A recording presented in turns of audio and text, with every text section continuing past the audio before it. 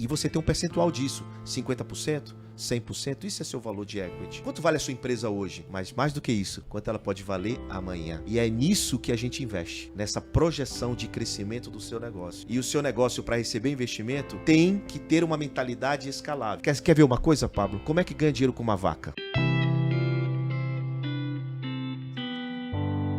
Fala uma coisa, qual foi a primeira vez, ô João? Primeiro se apresente, né?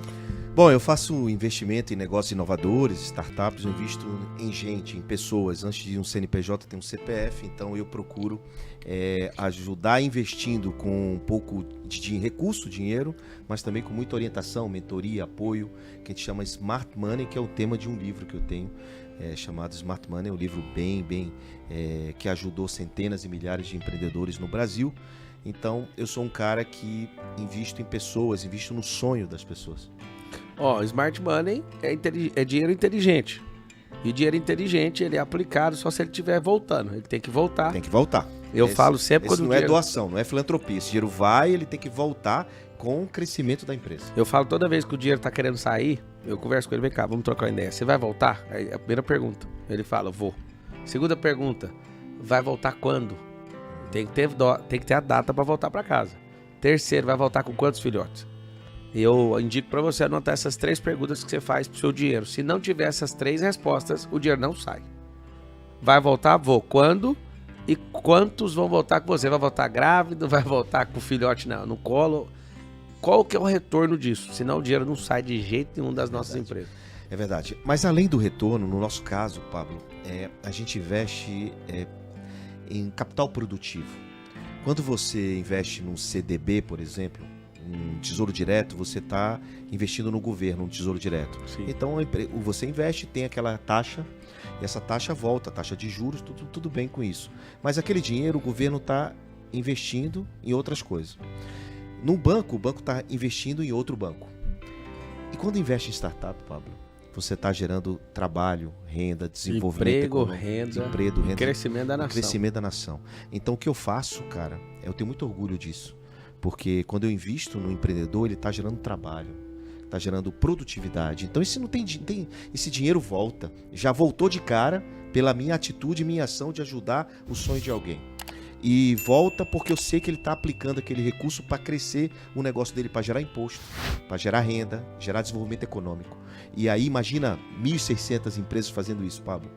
E aí isso volta, eles aumentam o seu valor de mercado, o seu valuation, porque a gente entra quando eles estão assim crescendo, um valuation pequeno, e lá na frente eles vão ter um valuation muito maior. Então a recompensa nossa, além de financeira, é essa recompensa social que é muito pesada, muito forte. E quem está do outro lado, ele solicita, ele capta dinheiro com a gente para um projeto de crescimento. Então não tem captação para pagar cheque especial, não tem captação para comprar coisas. A captação é para alavancar o meu próprio negócio. Então isso é muito bacana. Esse meu trabalho, esse trabalho de investimento em startup, de ser um anjo, ele de fato, o nome ele é, agora eu sou querubim, né? Ele é realmente um pouco, literalmente o que a gente faz, né? Ser um anjo na vida das pessoas. Me fala, qual foi a primeira vez que você ouviu falar de startup? Em 2008, quando eu fui buscar investimento para uma empresa que eu não sabia que era uma startup. Era um e-commerce. Eu achava que e-commerce tinha a ver com internet, tinha a ver com startup. 2008, 14 anos, né? E me disseram que tinha dinheiro no Silicon Valley, na Califórnia, nos Estados Unidos, para esse tipo de negócio. E eu fui atrás desse dinheiro. Porque eu faturava bem, uma empresa de e-commerce de ingressos, de 50 milhões de faturamento ano, uma empresa média, pequena média. Mas eu queria crescer, eu queria mais, eu queria expandir.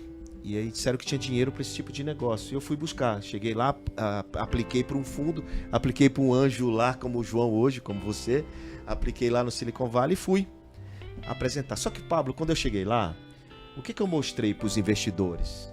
Eu mostrei mesa, cadeira, fachada, prédio, estrutura, carro plotado, funcionário fardado. Eles eram assim, mas qual o seu CAC? Qual o seu custo de aquisição de cliente? Eu não sabia o que era isso. Eu não quero ver isso. Mas como você não quer ver minha estrutura? Não, eu quero ver sua estrutura.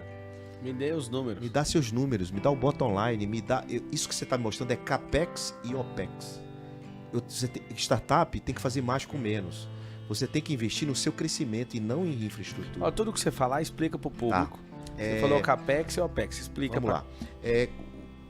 O CAPEX são aquisições que você faz para a sua empresa. Então, imóveis, estrutura, tudo isso é CAPEX. É investimento que você faz em equipamento, computadores, isso é CAPEX. OPEX é o custo operacional da sua empresa. Então, startup e essas empresas inovadoras, elas têm que ter uma alta receita e baixa despesa desproporcional. Então, significa dizer o seguinte, quando você compra uma assinatura do Netflix, o Netflix tem que aumentar a estrutura para te atender?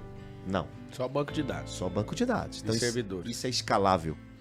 Agora, se você tiver que contratar, a empresa tiver que contratar mais um funcionário, mais estrutura para atender, isso não é escalável. Se ela cresce, isso é escalonável. Então, o que eu tinha era um negócio escalonável, apesar de ser internet. E aí veio uma grande confusão. As pessoas acham que um e-commerce é ser escalável, não é. E aí, eles não investiram em mim. Foi a primeira vez que eu fui saber o que é uma startup e eu vi a força de um mentor, Pablo. Um cara que estava na mesa me chamou para um café. Aí eu disse, olha, eu quero conversar com você. E ele falou para mim assim, por que ao invés de você vender ingresso, você não aluga o seu software, que é muito bom, que eu testei, para empresas que fazem shows? Como assim? Não, você aluga seu software. Você aluga seu software e ganha uma taxa menor do que você vender ingresso. Assim você não vai ter o custo da venda do ingresso. Você bota a cara do outro lá, chamado White Label, né? Que é uma máscara plataforma. É uma máscara. E por trás tinha lá a minha empresa, Show de Ingresso. Uma pergunta, cara, transformou minha vida. Uma pergunta. Ele fez, por que você não, ao invés de ser B2C, vender ingresso para o consumidor, você não é B2B? Você aluga seu software para terceiros para que venda ingresso. E aí voltei para o Brasil, Pablo, fiz exatamente isso. Eu saí de 3 escritórios para uma salinha com 3 funcionários. Passei a ser escalável, passei a alugar meu software para um monte de empresa, para um monte de vendedores de ingresso. E ganhava dinheiro sem fazer força. O dinheiro começou a trabalhar para mim, Pablo. Smart Money. Smart Money. O Smart Money que o cara fez comigo, uma pergunta. E aí eu comecei a entender a força de um mentor, cara. A mentoria, ela é fundamental na vida de todos nós. Porque as pessoas estão vendo de fora, você está ali envolvido no seu negócio, você muitas vezes está cego porque você quer ganhar aquele dinheiro. É o vendedor do açaí, sabe? O cara tá ali só vendendo copo de açaí. Quanto que ele pode pensar no equity da banca de açaí dele? Ele pode crescer muito mais e não só vender o copo. Ó, às vezes a pessoa tá assistindo, tá pensando assim que a aula é em inglês, né? Esse podcast é em inglês. Explica o que é equity para esse povo. Tá bom. Equity é o valor percebido da sua empresa, do seu negócio. Quanto vale o seu negócio? Isso, e você tem um percentual disso, 50%, 100%, isso é seu valor de equity. Quanto vale a sua empresa hoje? Mas mais do que isso, quanto ela pode valer amanhã. E é nisso que a gente investe, nessa projeção de crescimento do seu negócio. E o seu negócio, para receber investimento, tem que ter uma mentalidade escalável. Quer ver uma coisa, Pablo? Como é que ganha dinheiro com uma vaca? Ó, com uma vaca, você pode... Na boa, se fosse um empresário comum. Ah, tá. Não, com empresário já comum. ia dar uma... Não, calma, vamos ensinar. Olha, para ganhar dinheiro com a vaca, você precisa de colocar colocar um boi para pegar ela, né? Pois é. Esterco, ração, procriação, bezerro. Depois você tira leite. Tira leite, vende o leite, derivado de leite, queijo, etc. Isso é nível de consciência 1. Aí que tem um grande segredo. As pessoas que estão ganhando dinheiro hoje têm um nível de consciência 2, 3, 4. Você pode perceber, todos os empresários que você se relaciona têm nível de consciência 2 em diante. Como é que ganho dinheiro? Eu ganharia dinheiro com a vaca? Eu faço o NFT da vaca. Eu vendo a produção de 5 anos a valor presente. Eu faço o Instagram da vaca. Eu tenho muitas outras maneiras de ganhar dinheiro com a vaca, só que o empresário tradicional, ele não sabe. Não sabe e talvez duvida quando alguém fala para ele. Exatamente. Só que existem muitas maneiras que são modelos de negócio diferentes. Por exemplo, modelo de negócio tradicional: comprar, vender, alugar e prestar serviço. Isso você sabe fazer. E que tal download de aplicativo? E que tal assinatura de qualquer coisa que você faça? Que tal você entender que é sobre o uso e não sobre a posse das coisas? E que tal você explodir, putz, como o Pablo te ensina, você começar a ganhar dinheiro não só com a tua força de trabalho, com a tua mão de obra de produzir algo, mas ganhar dinheiro com a produção de terceiros. Ao invés de você produzir o pão, que tal você fazer uma camada de serviço de assinatura de pão e todas as padarias dos bairros vão entregar o pão, produzir o pão e você ganha taxa de serviço sobre o pão alheio? É sobre isso, nível de consciência 2. Você tem startup que faz isso? Tem várias. Não só desse serviço, mas de vários serviços. A grande vantagem minha é que eu convivo com eles, né? Olha pra você ver, talvez vocês não prestaram atenção. Olha o que ele falou. Parecia um devaneio, ele falou, tem várias que fazem isso com diversos produtos. Presta atenção. Você cria um aplicativo, a pessoa cadastra as panificadoras e a panificadora vira um ponto de entrega. Olha que louco. Você pede o pão chega pela panificadora mais próxima da sua casa. Exato. E o que é que ele tem? Só um site de venda de pão. E o que vale mais, a padaria ou o site de venda de pão? O site compra 1000 padarias. Claro, tem 1000 padarias, porque a distribuição come o produto no café da manhã. Quem tem distribuição tem tudo. Tá aí a XP, que deu uma aula para os bancos. Distribuição, gente. Você tem distribuição. Você tem a atenção das pessoas. Quem tem atenção tem tudo. É a moeda mais valiosa que existe, é a atenção. E não é mais tempo, nem nada disso. É quem tem a sacada da distribuição e a atenção. E é sobre isso que essas startups fazem. Ela consegue distribuir com muito pouco recurso, ou seja, fazem mais com menos. E o que nós fazemos é investir nesse tipo de coisa. Né? Ou são empresários, empreendedores, e a gente pode falar um pouco sobre isso, qual é a diferença do empresário para o empreendedor, mas são empresário e empreendedor que tem esse nível de consciência 2 em diante, vai até 5. E aí, até 5 que a gente conhece, por exemplo, posso complicar um pouco? A gente falou da vaca, mas será que vai ter venda de vai ter vacaria por aí daqui para frente? Será que vão ter que matar as vacas daqui para frente? Não. Porque as vacas já tem laboratório da JBS, por exemplo, que entra uma vaca e sai 100 do outro lado. Ou seja, reprodução sem a reprodução, sem precisar matar, carne sem precisar matar o animal, entendeu? E não é carne vegetal não, tô falando de vegetal, tô falando de vegetariano não, tô falando de carne mesmo. E aí, cara, isso é loucura, isso é nível de consciência 3. 2024 já chega aqui no Brasil. Não, já tem laboratório. Não, tem no laboratório, mas vai ser comercializado em 2024. Então isso aí é estranho. Carne de laboratório. Eles estão arrumando o nome bonitinho, senão você não vai comprar, mas é igualzinho. É igualzinha. Então, e isso é um nível de consciência diferente, porque você ainda está pensando em como vender o ovo da galinha. Em como você fazer a galinha dar ovo e você vende o ovo dele. Ah, mas eu vendo assinatura de ovo e meu ovo não quebra. Cara, isso não é mais novidade nenhuma. Isso não escala, porra. Isso é escalonável, né? Mas aí, de quantas granjas você distribui? Então, de novo, quem tem distribuição tem tudo. Distribuição tem tudo. É o seguinte, você acha que uma pessoa que tem uma empresa tradicional, ela pode formatar o negócio dela para parecer com a startup ou seria melhor uma startup, a essência dela é começar do zero ali e a pessoa manter o negócio tradicional e começaria um MVP, uma parada ali, até para depois ela ter a justificativa de abandonar o negócio dela tradicional.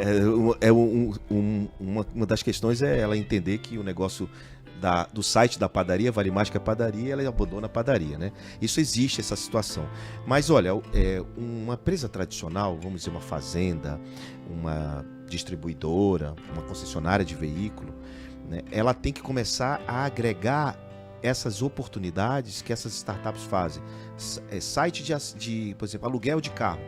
Ao invés de vender o carro, ele aluga o carro, assinatura de carro. Então tem muitos serviços. Por exemplo, quando o cara vai fazer uma concessionária, vai fazer um financiamento, hoje em dia ele faz o financiamento para o banco X. E por que não esse banco de dados ficar dentro da concessionária e eu, automaticamente, a inteligência artificial, entender pelo perfil dele qual é o banco que vai aprovar e já manda direto. Já com aprovação garantida, sabe? Tem muita oportunidade no mundo tradicional para se fazer negócio com startup. E para cada situação tem uma startup que já existe. Então, o que o empresário pode fazer tradicional? Ele pode ir agregando esse tipo de serviço para ele entender a nova economia. Ele pode investir numa startup e botar para dentro de casa, né? E, eventualmente, ele pode até se transformar numa startup. Quer um exemplo? Red Bull, energético. Red Bull vende o quê? Energético. Mas se você for olhar, Red Bull é muito mais do que uma indústria de energético. Se você entrar no site redbull.com.br agora, você vai ver equipe de Fórmula 1, um time de futebol, uma plataforma de entretenimento. Eles vendem energia. Vendem energia, vendem outras coisas. É aí que tá. Quando o cara olha o negócio dele, Pablo, ele não pode mais comparar ele com outra banana com banana. Ele não pode comparar a padaria dele com outra padaria do seu Zé. Ele precisa comparar com outras coisas para ter insights, para ter ideia, para comparar com um negócio completamente diferente do dele. Por que a Red Bull tá fazendo essas outras coisas? Se ele Red Bull só ganhou 5 vezes o campeonato mundial. Os caras chamavam ele de vendedor de energético. Pois é. Olha aí. Você imagina, a Ferrari vê a Red Bull ganhar 5 vezes e a Mercedes ganhar 7. Nós estamos falando de 12 títulos mundiais e a mais poderosa, que é do carro, que não transcendeu, não pegou essa transição, a Ferrari poderosa. Ou seja, não estava viciado naquilo, veio com um monte de ideia nova, veio com outras... Mas o que a Red Bull tem a ver com o carro? Fabrica energético? Não, tem a potência, tem a inteligência, tem um monte de coisa. Eles invertem o ônus também, né? Eles não usam marketing, né? Eles começam a usar... Olha isso aqui, ó. Em 2 temporadas, Max Verstappen venceu mais do que a Ferrari em 10 anos. Olha aí. Muito bem. Exatamente. Uau. Isso. Então, mas isso porque eles têm uma ideia, um nível de consciência muito diferente do potencial de escalar. Então, se você é tradicional, pensa em colocar uma camada de serviço digital dentro do seu negócio. Como é que pode ser uma camada de serviço? Você pode fazer uma camada de serviço na comercialização. Porque tecnologia, Pablo, é meio, não é fim. O cara diz, vou fazer um e-commerce e eu sou digital. Não é isso. Isso é meio. O fim é o quê? Flexibilidade. Por exemplo, tô misturando os assuntos, mas se o cara vai montar uma sapataria hoje, Pablo, ele vai competir com o Netshoes? Ele tem que ser muito específico para montar sapataria. Por exemplo, eu vou montar uma sapataria para homem que calça 45, 44, 44 over.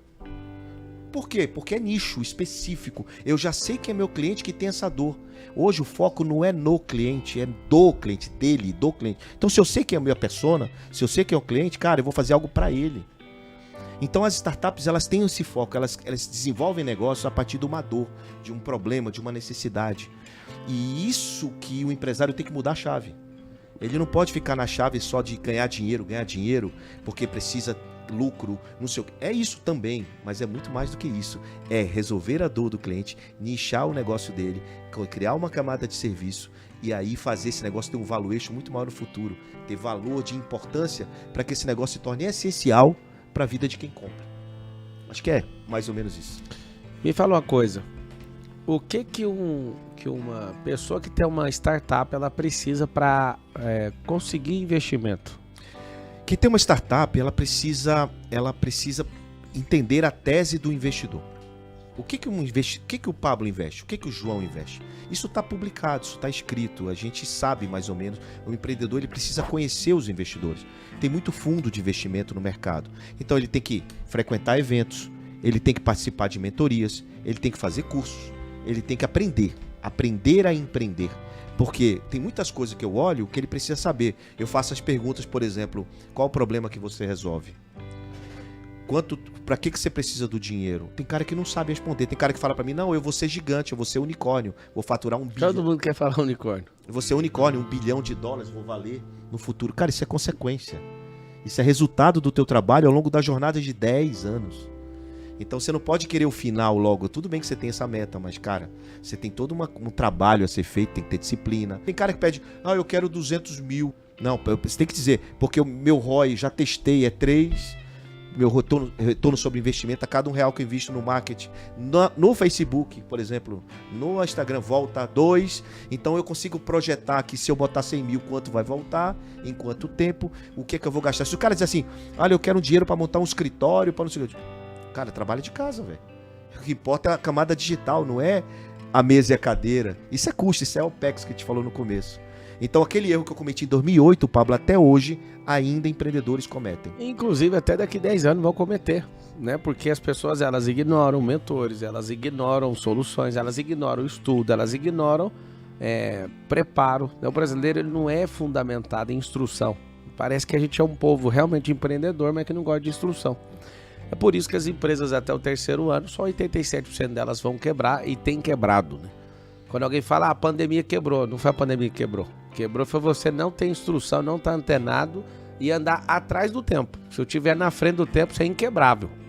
Quando eu falo inquebrável é o seguinte, nós, né, com essa mentalidade de exponencialidade, nós forçamos quebrar nossas próprias empresas.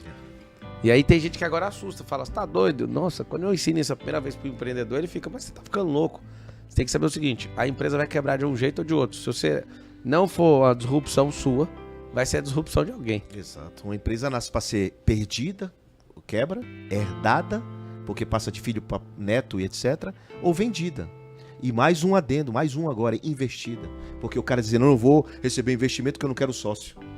Mal ele sabe que o investidor não entra de sócio. Ele entra no plano futuro de projeção de quanto de exponencial que isso pode dar. Então, vendida, herdada ou perdida, é o comum, que você acabou de falar, e o investida. E o empreendedor não sabe disso. O empreendedor não quer saber disso. Ele quer dizer assim, eu vou construir isso, vou fazer e vou ganhar e vou tirar o lucro desse negócio no primeiro mês. Ele quer comprar logo o Chevette no primeiro dinheiro. Chevette. Quer comprar logo o Chevette no primeiro dinheiro. Quando que na verdade é reinvestir para crescer. Reinvestir para lá na frente ter um valor muito maior e chamar a atenção de players do mercado para receber investimento ou ser adquirida. Quanto o caso aí de uma startup? A Repassa, uma startup nossa, que quando eu conheci, ela vende roupa usada. Você não quer mais essa camisa, bota lá no site da Repassa para vender. repassa.com.br.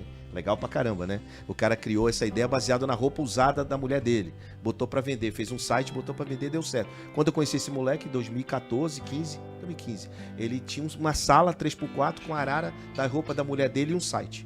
Ele, João, preciso de 150 mil para fazer isso. Com esse dinheiro eu vou chegar aqui, depois eu vou fazer uma nova rodada de investimento com um outro investidor, você vai me ajudar. Resumindo, fazendo história longa curta, foi vendida em 2020 para a Renner por 130 milhões de reais. A Lojas Renner, nessa história que a gente está falando aqui de nova economia, camada digital de serviço, ela não quer mais só vender roupa nas lojas, ela quer vender roupa usada no site da Repassa. Porque é uma plataforma de acesso, né? Que é uma plataforma de acesso. Eu vendi por 130 milhões de reais. Ó, vamos lá. Entrei a 1,5 milhão, vendia 130 milhões. Eu tenho 75 casos iguais. 75 casos. A gente vende uma empresa por mês. Tem 3 formas aí, ó. Produto, serviço e o acesso. Aonde que tá essas big techs? Tá no acesso. Eu sei que às vezes você já ouviu isso, mas vou repetir. Maior empresa de hotel do mundo não tem um quarto, que é a Airbnb. E sabe como começou? Você sabe como o Airbnb começou? O Joey morava junto com o Brian em 2007. Preste atenção no que eu vou te falar. O Joey mandou um e-mail pro Brian. Brian, vai ter um evento aqui na nossa cidade e não tem mais hotel. E os caras não têm onde ficar. Bora abrir nossa casa.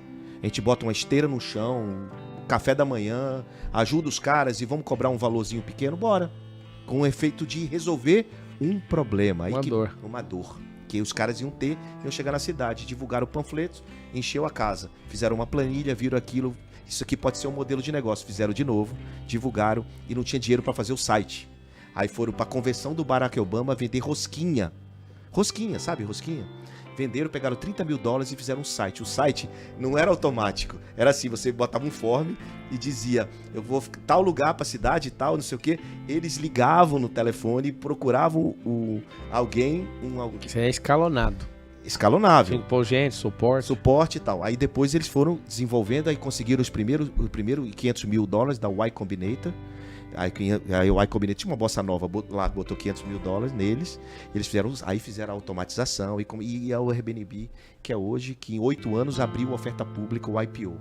Então o cara que começou vendendo rosquinha, com 30 mil dólares para fazer um site, de uma ideia que resolvia um problema que você acabou de dizer qual é, virou esse gigante que não tem nenhum hotel. Não tem nenhum quarto, vale bilhões de dólares. Ou seja, você aluga o quarto da sua casa, usa a plataforma deles para transformar num hotel. Isso não é um produto e não é um serviço direto, é um acesso. Eu faço 2 pessoas se encontrarem. De novo, a maior empresa de transporte do mundo não tem carro. Uber. Esse tanto de filme velho que esse povo gosta, com esses 200 milhões de assinantes no Netflix, é outra coisa. A Netflix começou a ser superada nessa questão do acesso também, oferecendo um filme que é produto, que ela percebeu o tanto de dinheiro que ela deixava na mesa. Ela começou a produzir seus próprios. Mas não tem problema nenhum você ir mudando o seu modelo de negócio, né? Aliás, inteligência é você não achar que já venceu, né? Porque tem muito empresário que diz assim, eu já ganho dinheiro, já tô bem, mas esse é nível de consciência 1. O cara não quer ganhar mais, o cara não quer pensar diferente. E aí fica aquela história da empresa herdada, que vai ficar pro filho, pro neto. Ele vai diminuindo, Ele vai normalmente. diminuindo, e vem um concorrente, vem um Airbnb desse, buf, acaba com o hotel. Quantos hotéis fecharam? Muitos. Porque não se modernizaram. Porque tem que ter uma gestão de captação de cliente, e o Airbnb, Captação o de Booking. cliente e captação de recursos também, Sim. de investimento, porque você precisa de investimento. Nem sempre você precisa usar o seu próprio dinheiro. Isso é a inteligência de fazer.